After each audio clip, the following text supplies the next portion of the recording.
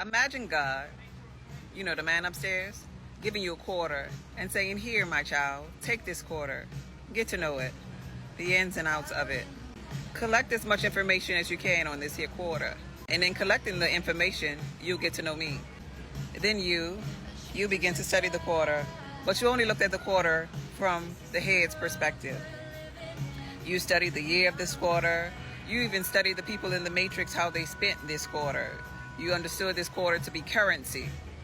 You understood how much the quarter was worth. But you never flipped the quarter over to see the back of the quarter. Then, wait, hold up. You heard that? Oh, never mind. I thought it was the man upstairs coming back. Then, God comes to find out what data you collected on the quarter. And you told God everything that you learned about the head side of this here quarter. You thought you was on to something. But God said, what about the other side? What about the tails? You don't know nothing about the other side of the quarter? You only know about the head of the quarter?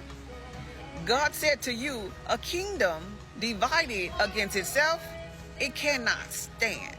And you were like, but God, I thought you just wanted me to know about the love and light. You know, you've been the head, you've been the alpha. No, my child, God says, I am the alpha and the omega, the beginning and the end, the first and the last. A kingdom divided against itself, it cannot stand.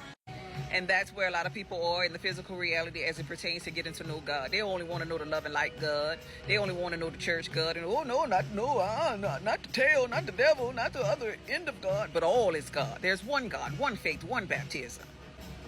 And so God, the energy of the totality of God, is saying, you say you love me with your mouth, but your heart is far from me because you don't even know the tail. You don't even know my duality. You don't know my polarities. You don't know that I am the darkness and the light. You sleeping on me. Flip me over. I told you to get to know thyself, because to know thyself in its totality is to know God. Not half-assed God, not backsided God. All is God.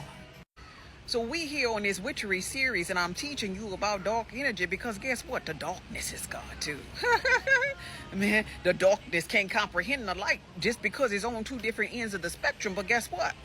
If the darkness was represented with this here quarter, the light will be on the other side. Y'all ain't hearing me. Boy, I feel like saying, preach, preacher. So why is this important in this witchery series that I'm teaching you? Simply because I want you to understand that witches, they know both sides. You call them evil people. You scared of them because you don't know what the tail side of your quarter represents. But they understand this. This is something that church people really need to understand. But guess what? Pastor don't want them to get to know that underside. Because if the pastor allowed them to get to know that other side instead of scaring them into hell and the devil, then they'll put it together. They'll be like, wait, hold up. This ain't no devil. This just the other side of the quarter because all is God. You cannot live without dying. You cannot say you know what love is without experiencing hate and fear. You cannot be happy least you know what sadness is. You getting this here?